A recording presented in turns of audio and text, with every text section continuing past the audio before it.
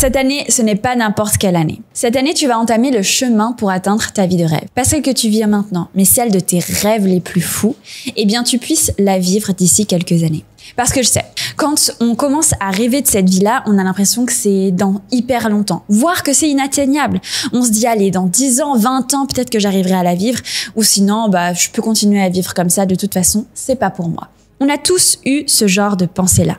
Mais je suis là pour te dire que c'est complètement faux et surtout pour te dire que je suis l'exemple même de la personne qui est partie de pas grand-chose, d'une vie plutôt classique et qui maintenant vit une vie d'abondance. Mais avant qu'on commence, hi besties et bienvenue dans un nouvel épisode. Si le podcast te plaît, n'hésite pas à t'abonner, que ce soit sur l'application de podcast que tu utilises ou bien sur la chaîne YouTube, comme ça aide le podcast à être mieux référencé et d'autres personnes pourront le découvrir. On commence tout de suite avec l'épisode. La toute première chose qu'il faut que tu fasses, c'est de créer ta vision.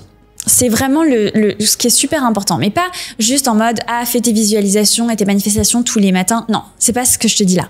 Ce que je te dis là, c'est qu'est-ce que tu veux en fait dans ta vie, parce que il y a ce qu'on pense être bien, avoir une grande maison, avoir une belle voiture, etc. Mais qu'est-ce qu'au fond de toi, t'as envie réellement? J'en sais rien. Est-ce que tu veux une maison à la montagne ou est-ce que tu veux une maison à la mer ou est-ce que tu veux juste un appartement dans un haut building au 40e étage? Qu'est-ce qui te fait kiffer en fait? Est-ce que tu veux des enfants, pas d'enfants? Il y a plein de couples maintenant qui se disent non, nous on a juste envie de kiffer, d'avoir le plus de liberté possible et de voyager partout dans le monde. Moi, c'est pas mon cas. Moi, je veux des enfants. Moi, je veux qu'à un moment, ma liberté, elle soit moins grande parce que je veux transmettre, parce que je veux donner un maximum à mes enfants. C'est définir en fait toutes ces choses-là, tous les aspects de ta vie que tu as envie d'avoir dans ta vie et qui aussi, par conséquent, vont coûter de l'argent. Des enfants, on les aime, mais il faut les nourrir. C'est vraiment quelle qualité de vie tu as envie d'avoir, qu'est-ce que tu as envie de manger, est-ce que tu as envie de faire des formations régulièrement, est-ce que tu as envie de faire des stages, des voyages. Voilà, réfléchir à tout ce que tu as envie de faire et c'est vraiment la base. Pourquoi? Parce que ça va te donner une direction. En sachant là où tu veux aller, ça va te permettre de trouver le chemin pour y aller. Si tu sais pas vraiment où tu vas, eh bien n'importe quel chemin sera ok puisque en fait tu n'auras pas de destination. Donc c'est-à-dire qu'on te dira tu vas un peu à Paris, c'est ok, puis après tu vas un peu à Berlin, c'est ok, tu vas un peu à Rome, c'est ok. Mais si toi ton rêve c'est de vivre par exemple aux États-Unis mais dans les Caraïbes, donc à Puerto Rico, j'en sais rien, c'est pas mon rêve, je le dis juste par exemple, mais j'ai beaucoup aimé cette île.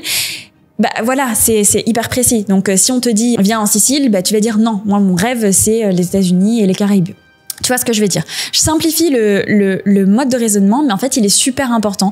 Et c'est ce qui me permet encore aujourd'hui de prendre certaines décisions et vraiment de me questionner parce que parfois, nos émotions, elles ont envie d'aller dans certaines directions. J'ai envie d'aller dans cette direction, mais est-ce que cette direction, elle va me permettre d'atteindre mes objectifs? Est-ce qu'elle est en accord ou est-ce qu'elle est complètement à côté de la plaque? Et peut-être que sur le moment, mes émotions ont envie d'aller dans cette direction, mais peut-être que dans 1 an, 2 ans, 3 ans, je serai pas heureuse d'être à cet endroit-là ou de cette décision que j'aurais prise. Du coup, ça va me permettre vraiment de pouvoir prendre les bonnes décisions au fur et à mesure du temps et d'être alignée avec ce que je fais, en fait, que ce soit en accord avec moi, ce que je veux. Bien sûr, cette vision, tu peux la faire évoluer au fur et à mesure du temps. La deuxième chose qu'il faut que tu fasses, si tu veux pouvoir atteindre ta vie de rêve, c'est déjà d'exploiter au maximum ce que tu as actuellement. C'est-à-dire, si tu es employé, si tu as fait des études, si tu as un diplôme, avant de vouloir tout changer et de créer la nouvelle start-up révolutionnaire, regarde ce que t'as et exploite-le au maximum. C'est-à-dire, si t'as déjà un job, j'en sais rien, par exemple, j'étais business analyst, eh bien, ça allait être, ok, avoir une promotion dans la boîte dans laquelle j'étais. Ça peut être aussi changer de boîte pour gagner plus d'argent. Ça va être renégocier son salaire, chose que j'avais fait. Ça va être renégocier son bonus, chose que j'avais fait. Mais il n'y a pas que ça. Ça va être aussi, par exemple, moi, il y avait des personnes qui étaient en études, et j'allais leur dire, si tu veux, je te donne des cours après tes études pour mieux réussir tes examens, parce que tes examens, en fait, je les ai déjà faits. Donc, ça me permettait d'avoir de l'argent en plus. En fait, il y a plein de moyens d'exploiter tes connaissances que tu as actuellement qui vont te permettre d'augmenter tes revenus. Parce que naturellement, si tu gagnes plus d'argent, tu vas plus facilement atteindre de l'abondance. Alors, je vais pas te dire que du jour au lendemain, tu vas gagner les 40 000, 50 000 par mois peut-être dont tu as besoin pour vivre ta vie de rêve.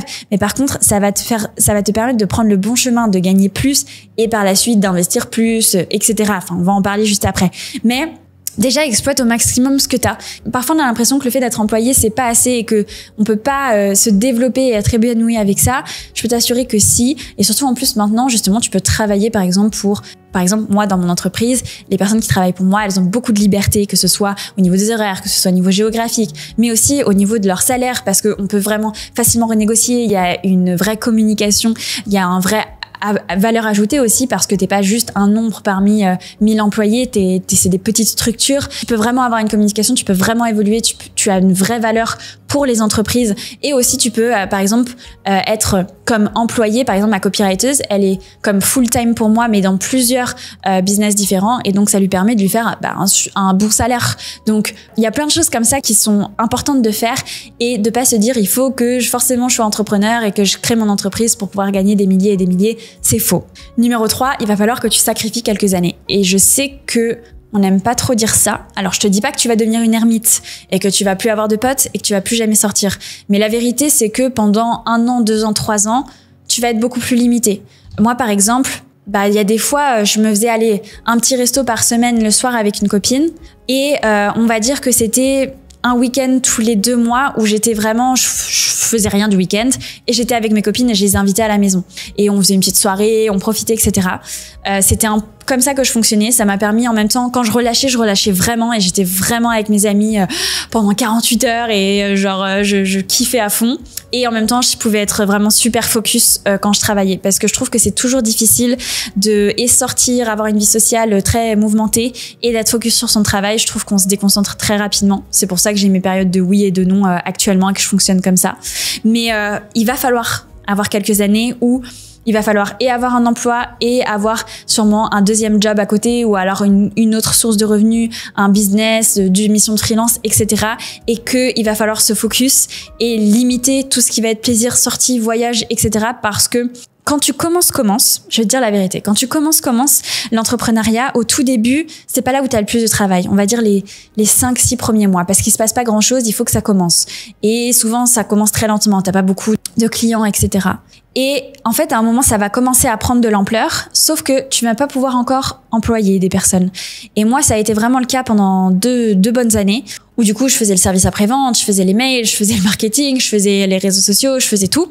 Et donc, là, c'est-à-dire que même si tu pars en vacances, quand j'étais partie en vacances il y a 2 ans avec 2 de mes amis, justement en République dominicaine, la première fois que j'étais venue, pendant toutes les vacances, je me levais à 6h du matin pour faire mes posts, parce qu'il n'y avait ce n'était même pas imaginable pour moi d'arrêter pendant 2 semaines de poster sur les réseaux sociaux. Je n'avais pas du tout assez avancé, je n'étais pas du tout à un stade assez avancé sur mes réseaux sociaux pour me dire j'arrête de poster pendant 2 semaines. Non. Je voulais beaucoup plus de résultats et j'aspire encore d'ailleurs à beaucoup plus de résultats.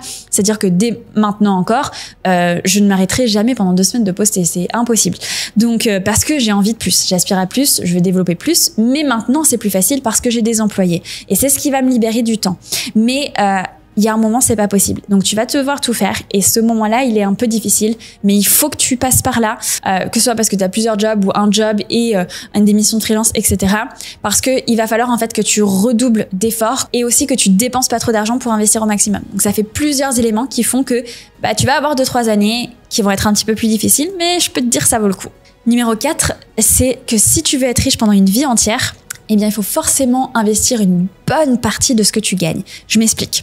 Si par exemple je gagnais 10 000 € actuellement, je gagne plus, mais on va dire 10 000 €, et que mon style de vie était de 10 000 €, eh bien ça voudrait dire que si là, tout s'arrêtait du jour au lendemain, ou qu'il y avait un changement, etc., au niveau du business, eh bien je n'aurais plus rien, parce que je n'aurais rien mis de côté. Et donc je repartirais à la case 0, chose que je ne veux pas. Moi je veux mon style de vie d'abondance, où je peux voyager en première classe, où je peux offrir des voyages à mes proches, où je peux dépenser sans compter, aller facilement au restaurant, m'acheter des nouveaux bijoux, etc. Je veux ce style de vie-là, mais pour toute ma vie. Et si je le veux pour toute ma vie, il faut que j'avance progressivement, c'est-à-dire que j'augmente mon niveau de vie très lentement, pas proportionnellement à ce que je vais gagner, mais très lentement, c'est-à-dire plus 20%, et plus 20% de ce que je vais gagner en plus à chaque fois, et que tout le reste, je l'investisse pour le faire fructifier. Et en fait, je t'explique, si par exemple, tu avais déjà ton salaire et que tu investissais 20%, si tu gagnes, par exemple, 1 000 € en plus, mais que tu prends 800 € que tu investis en plus par mois, ça va te permettre de gagner plus d'argent, qui vont te permettre de gagner plus d'argent, et plus d'argent, et plus d'argent. Donc en fait, tu vas être sur de l'exponentiel, alors que si jamais tu augmentais ton niveau de vie proportionnellement, ton enrichissement serait beaucoup plus long en fait, il serait plus comme ça au lieu d'être comme ça. Donc c'est pour ça qu'il faut investir 80% de ce que tu vas gagner en plus, c'est super important, et vraiment investir son argent et mettre un maximum de côté et pas bien sûr sur un compte d'épargne où tu perds de l'argent chaque année, que ce soit de la réinvestir en bourse. Moi, c'est mon investissement principal, mais ça peut être aussi dans des business, dans des formations pour acquérir de nouvelles compétences ou encore par exemple dans de l'immobilier, c'est quelque chose qui t'intéresse. Mais c'est super important en fait. Si tu veux construire ton empire, si tu veux être riche et sur le long terme et avoir la vie dont tu rêves pour toujours, parce que c'est ce que je te souhaite. Je te souhaite pas de vivre pendant 2 ans et de revenir à ta vie d'avant, voire pire. C'est extrêmement dur quand on a connu en fait du confort. Donc il vaut mieux monter progressivement et faire en sorte de s'enrichir exponentiellement pour que notre richesse, elle dure toute notre vie. Bien sûr, il faut quand même se faire plaisir. C'est pour ça que je dis prends 20% de ce que tu gagnes en plus pour kiffer un petit peu plus. Et enfin, numéro 5, si tu veux réellement t'enrichir cette année, ce qu'il faut, c'est que t'aies pas peur de dire je veux plus, je veux gagner plus d'argent. Je sais que c'est difficile en France. Je sais que les gens vont te regarder. C'est pas parce que tu veux plus que tu n'es pas satisfait de ce que tu as.